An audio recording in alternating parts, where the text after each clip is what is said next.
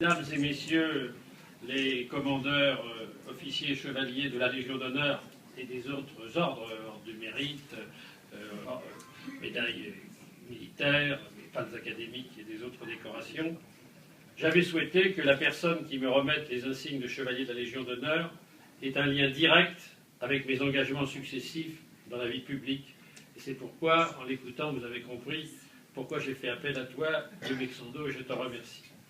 Clichy est fier d'abord d'accueillir l'agrégé d'histoire que tu fus, qui dans une vie antérieure a été le spécialiste de l'histoire médiévale, et notamment des Capétiens, dans la ville fondée par le roi Dagobert, par un édit Dagobert, alors que la commune voisine de Napoléon III l'a été par un décret impérial de Napoléon III. C'est là toute la différence.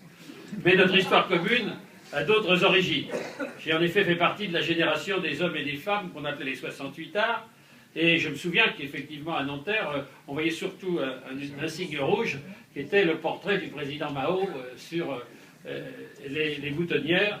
Et je me souviens que dans un débat d'université, les maoïstes avaient voulu me jeter une chaise sur moi et que Daniel Cohn-Bendit a arrêté la chaise et non qu'à voir, le social-démocrate n'a pas trahi sa classe, la bourgeoisie. Réglez d'abord vos comptes au traître à la classe ouvrière.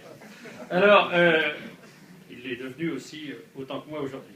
Et quand je suis entré en 67 à l'université de Nanterre, eh bien, dès février 68, je m'étais engagé avec l'association des résidents de la cité universitaire qui m'avait chargé de rédiger un texte, et je l'avais écrit en regardant de ma chambre du 5e étage, le bidonville de Nanterre, sur la situation des étudiants en février 68 et les risques et de la situation qui pouvait exploser. Une seule personne m'a répondu à ce courrier, et c'était Charles Herdu, qui m'a dit « Venez les étudiants de Nanterre, demain soir, au club des Jacobins, au cercle républicain », on est arrivé à 7 ou 8, l'hiver qu'on ne connaissait pas. Et puis le 14 février 68, c'était le jour de la Saint-Valentin, et j'ai reçu un coup de fil de Jean Bardin, qui était journaliste avec Béni Grégoire. J'ai fait le direct de l'émission de l'après-midi d'RTL, La mixité dans les cités universitaires. Et Jean Bardin était aussi membre de la Convention des institutions républicaines, d'ailleurs il habitait Levallois, et il en a parlé à François Mitterrand.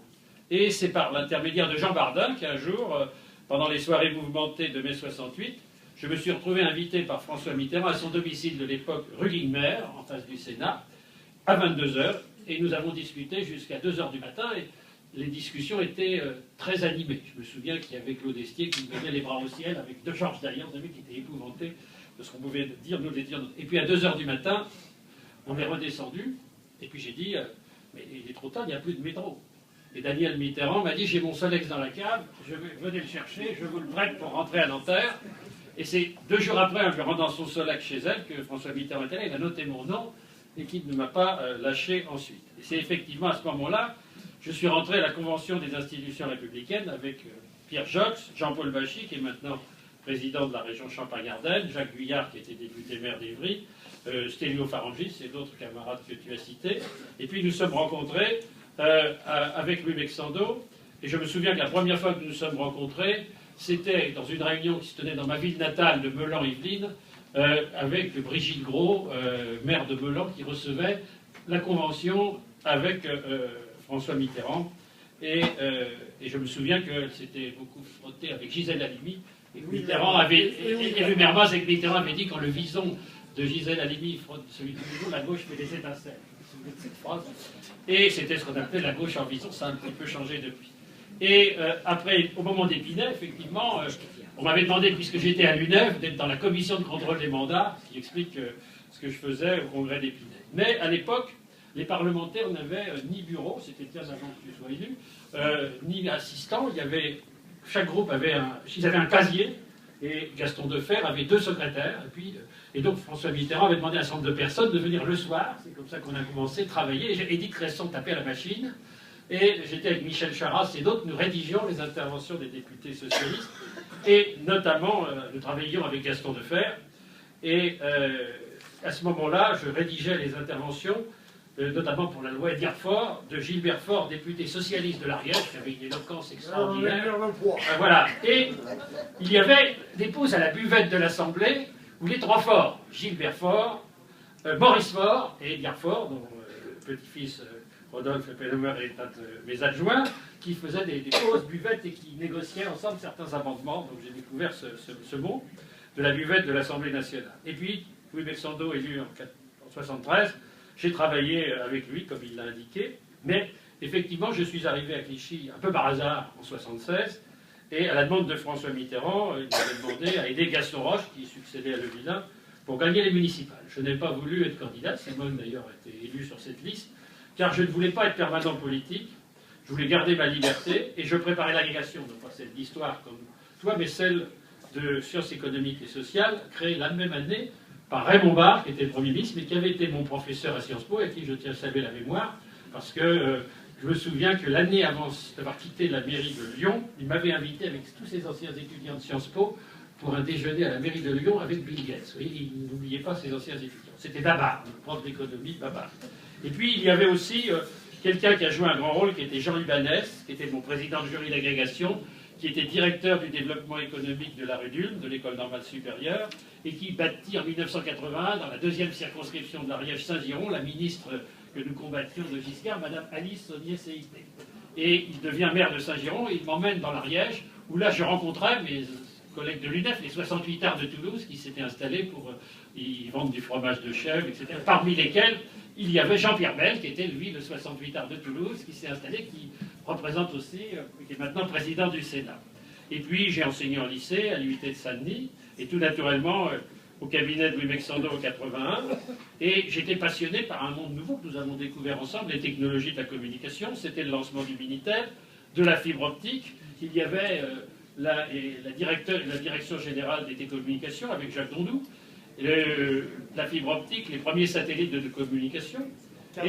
La carte à puce. Et j'ai eu la chance de te suivre dans des placements à l'étranger. Je me souviens d'une inauguration de centres téléphoniques dans différentes parties du Liban, dans une période très mouvementée, juste au moment où Louis Delabarre, l'ambassadeur de France, sera signé. On avait déjeuné avec lui à l'hôtel du Palais, c'est le Palais du Musée, où il y avait des tapisseries, des gobelins, des porcelaines de Sèvres, je ne sais pas ce qu'elles sont devenues aujourd'hui.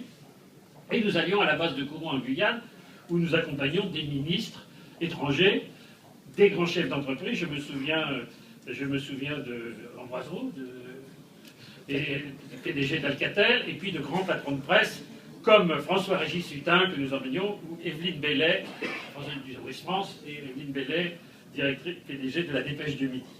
Tu m'as également chargé de suivre à un moment des expositions philatéliques, et notamment, François Mitterrand avait convaincu la reine d'Angleterre d'exposer sa collection particulière à Philex France à la Défense, et nous avions inauguré cette exposition avec Pierre Mauroy, Premier ministre. Je n'évoquerai pas tous les événements de ma vie, ils figureront peut-être un jour dans mes mémoires, que je n'appellerai peut-être pas histoire de ma vie comme Casanova, mais il y a des dates charnières, comme celle de juillet 84, 2 jours avant la nomination de Laurent Fabius, ça sera dans mes mémoires, lors d'un dîner privé dans la ville de Muralcaire, où Clichy a une colonie de vacances, chez le sénateur-maire Marcel Bonny, en présence d'André Chandernagor. François Mitterrand, comment m'a expliqué, mais il parlait comme ça, que Chandernagor avait dû abandonner son mandat de parlementaire pour être élu, pour être nommé président de la Cour des comptes à l'époque. Et puis après, il m'explique que Jacques Delors serait très prochainement appelé à d'importantes fonctions à Bruxelles, qui seraient incompatibles avec son maintien de maire de Clichy. Comme il ne laissait rien au hasard, il a demandé à Michel Sarraz de sortir un jugement que j'ai toujours de la Cour de justice européenne, qui enjoignait à Simonet, maire socialiste, du bourgmestre, d'Anderlecht en Belgique, de démissionner de son mandat de maire avant de prêter serment comme commissaire européen. Et donc il fera pareil, puisqu'il y a une jurisprudence, Mitterrand ne laissait rien au détail. Et donc j'ai eu le temps de me préparer jusqu'en janvier 1985 pour devenir maire de Clichy. Et effectivement, François Mitterrand, qui aimait bien Clichy, était venu assister au Théâtre du Bœuf à un spectacle, me disait, mais quand même, c'est une ville rebelle, ça va être très compliqué pour vous, ça va pas être facile. Il m'a dit 20 ans après, c'est pas une ville facile, mais il était assez admiratif. Il m'a dit, mais vous avez bien fait, 2 mois avant sa mort, je sais que vous avez laissé la statue de Rudebeuf dans le hall du théâtre. Ça, c'était et tu as écrit de nombreux ouvrages d'histoire politique après ta vie parlementaire et ministérielle, et un qui s'appelle, que je recommande de lire, François Mitterrand, le militant. Et je crois que c'est effectivement important, et je me souviens que François Mitterrand allait partout dans cette période, et nous sommes retrouvés ensemble, il y avait 40 personnes dans une salle pour une cantonade partielle à Bézidon dans le Calvados, que j'ai d'ailleurs gagné à l'époque, et à la fin de la réunion, il y a un monsieur qui se dit, je viens du Canada, je viens de Québec, je n'ai pas pu rencontrer François Mitterrand, je m'appelle René Lévesque, président du Parti québécois, je voudrais que vous présentiez à François Mitterrand.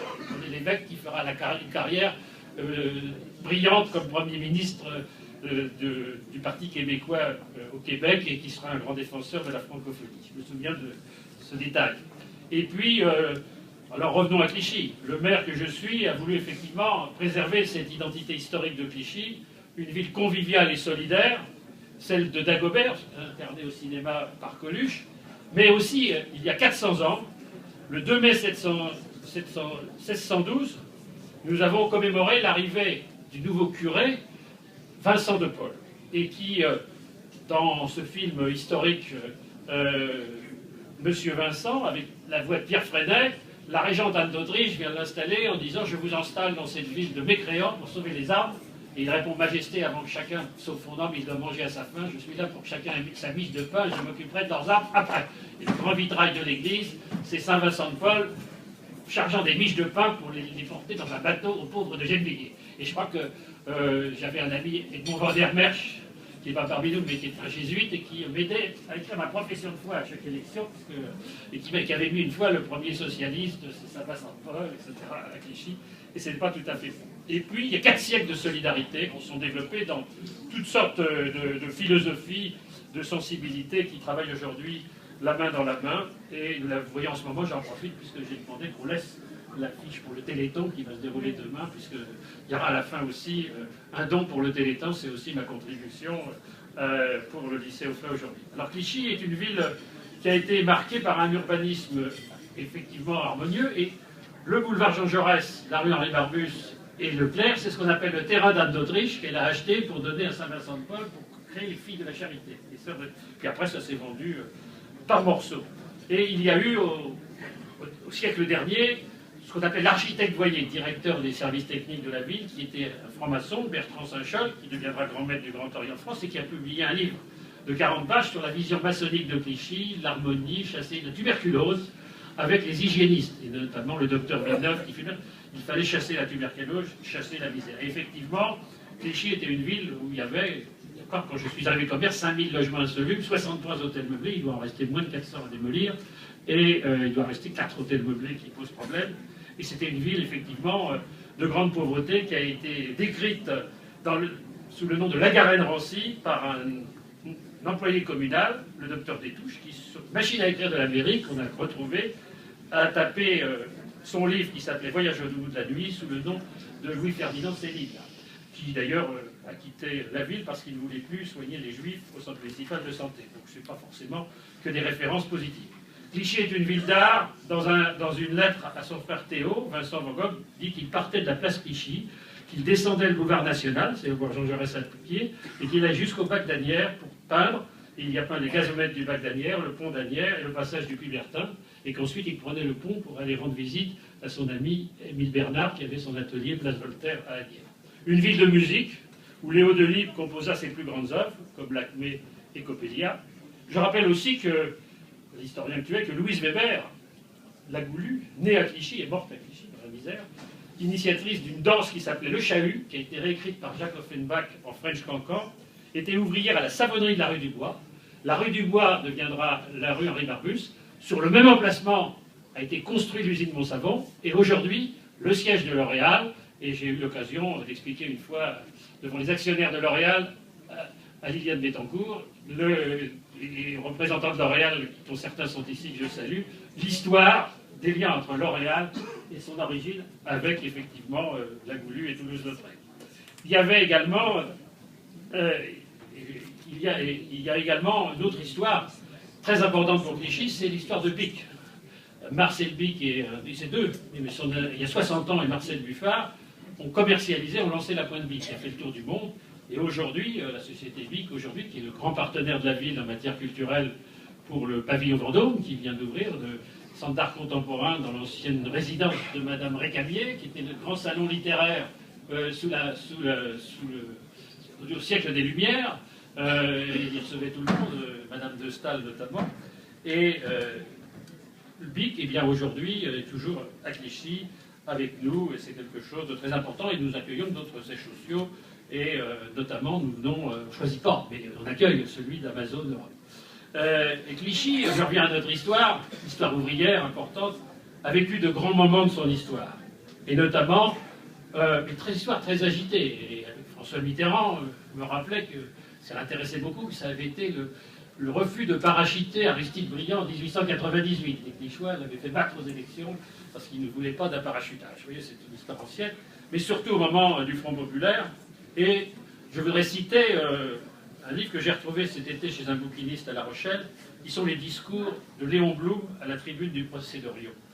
Et il dit « La journée la plus terrible du Front populaire était celle de la fusillade du 16 mars 1937, où je suis venu le soir avec Boris Thorez et Victor Bache, président de la Ligue des droits de l'homme, saluer les victimes socialistes, ce jour où la cagoule a voulu faire provocation dans cette cité ouvrière. » Et je sais, Louis Bexando, que tu as vécu ton enfance dans le Nord, zone de résistance, comme Clichy, ville de résistance, et les Clichyois furent nombreux dans les camps de concentration, et je veux particulièrement saluer parmi nous ce soir Jacques Debord, président de la Fédération nationale des internés déportés de la résistance, et patriote, que tu as déjà eu l'occasion de côtoyer dans des événements nationaux en tant que ministre ancien combattant. C'est aussi à cette période que tu es venu, comme ministre ancien combattant, remettre la médaille du mérite à Bernard-Yves Juillère, qui est ici avec nous, ancien conseiller municipal, qui s'occupait des handicapés et des anciens combattants. Et nous étions lundi, parce que l'histoire de Clichy compte, avec Catherine Bérégovoy et les membres de sa famille pour l'inauguration d'une rue Pierre Bérégovoy dans le 11e arrondissement, à l'initiative du maire de Paris qui était présent, Bertrand Delanoë, puisque s'il n'a jamais été élu, la vie militante de Pierre Bérégovoy a aussi beaucoup marqué la ville de Clichy. Alors je tiens à remercier aussi tous les anciens combattants, les militaires qui sont venus attachés au devoir de mémoire comme nous le sommes.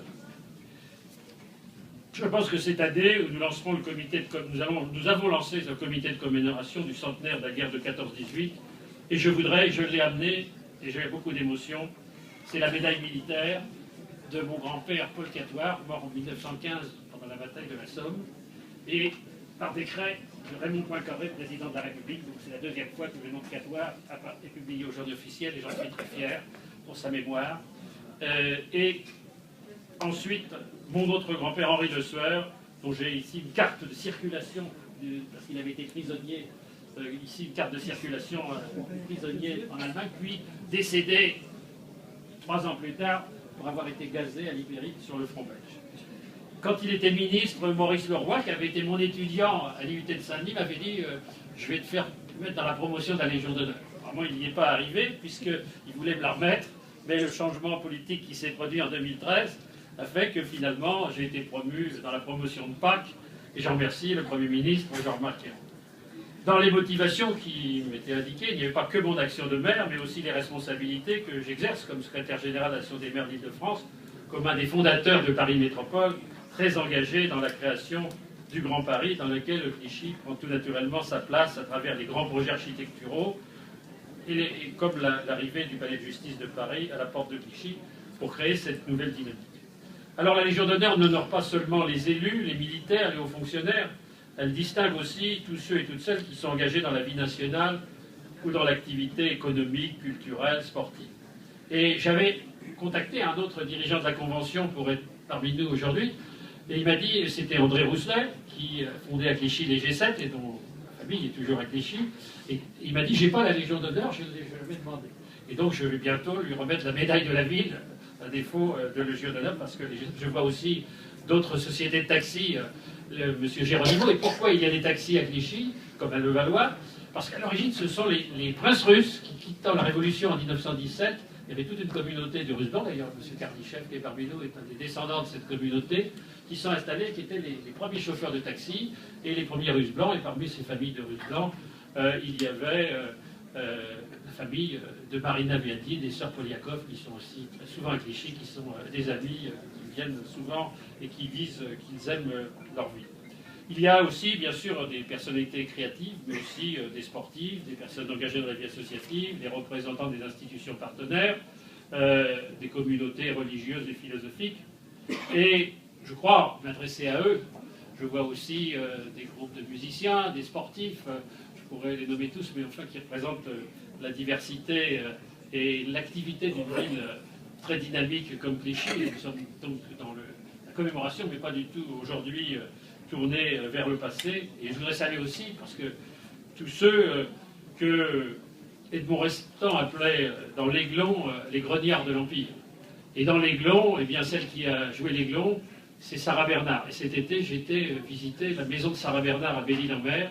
Il y a un musée Sarah Bernard. Et dedans, il y a la lettre que Sarah Bernard a répondu au J'accuse d'Émile Zola quand il a soutenu le capitaine Dreyfus. Et Sarah Bernard écrit à Émile Zola: je suis avec vous dans le combat pour les valeurs de la République parce que je n'oublie pas d'où je viens. Je crois que c'est une phrase très importante. Je n'oublie pas d'où je viens, de savoir d'où on vient aujourd'hui. Et nous avons relayé les générations dans une grande chaîne d'union tous ensemble. Alors je voudrais aussi avoir un mot particulier pour remercier ma famille présente ce soir à mes côtés, mon épouse Simone, ma fille Sylvie, mon petit-fils Paul, et je pense aussi à ma mère qui nous a quittés au début de l'année, qui aurait été très fière d'être parmi nous. C'est aussi la grande famille de mes amis, collaborateurs, collègues et tous ceux qui ont été et qui sont aujourd'hui mes compagnons de combat et de vie. La première personne qui m'a félicité, je n'étais pas au courant, qui m'a appelé pour me dire vous êtes sur la promotion de la Légion d'honneur, c'était le jour de Pâques, je ne savais pas encore, c'était Jean-Pierre Vaste, proviseur de ce lycée, qui d'ailleurs n'est pas là aujourd'hui, parce qu'on avait dit, enfin peut-être, il est là ? Non, il est en Chine avec le Premier ministre, évidemment, parce que Clichy, depuis 20 ans, le lycée Auffray, forme des cuisiniers, des directeurs d'hôtels, des maîtres d'hôtels chinois. Et il y a 2 ans, je suis allé les voir avec Jean-Paul Huchon, et ça s'appelait les Clichinois. Les anciens élèves chinois, les Clichinois de Pékin. Il y a le club là-bas, et il est là-bas en Chine avec le Premier ministre. Mais je tiens à remercier Madame le proviseur adjoint, que je crois est parmi nous, de nous accueillir, et mon ami, le grand chancelier du lycée René Vogler, qui nous accueillent ce soir avec leurs élèves. J'ai en effet fait le choix personnel, et je l'avais dit à Louis Bexando, de ne pas faire une cérémonie officielle en mairie, même si je me félicite que beaucoup de collaborateurs, de cadres de la mairie soient parmi nous aujourd'hui, parce que je voulais que ce ne soit pas un événement institutionnel de la ville, en particulier en cette période, et vous inviter personnellement dans cet établissement exemplaire pour sa réussite et son rayonnement qui est connu dans le monde entier. Alors pour moi, c'est un moment d'émotion symbolique, et je suis heureux de partager avec vous cette convivialité. Je vous vois très nombreux aujourd'hui et je vous en remercie chaleureusement, à commencer par Louis Bexando et tous les décorés, commandeurs, chevaliers, officiers de la Légion d'honneur qui sont avec vous aujourd'hui. Je vous remercie.